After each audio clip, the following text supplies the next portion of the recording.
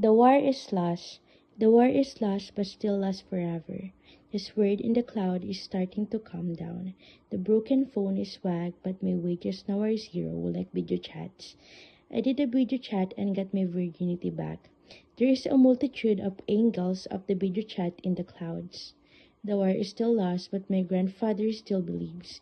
There are rebels hiding out. My grandfather, a Christian scientist who worked his whole life in batteries, power supplies. He believes that the war is also lost, but the rebels will hold in one or more organs. Liver, intestine, anus, lungs. Maybe the lungs, but I doubt it.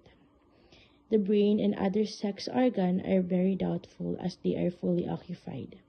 My grandfather is a Christian who believes the Holy Spirit is most important. He claims through the war is lost, there exists a field or aura that hovers along or above like the possibility of the Filipino basketball player, a court. The little magnetic field around the semiconductor, which according to my Christian scientist grandfather, there must be. How could he be wrong by whom I live to speak these words? Dope and swag. The war is over and lost. Next year, something will go wrong with Real Madrid, with the soccer team. It's okay, he says. It can go wrong.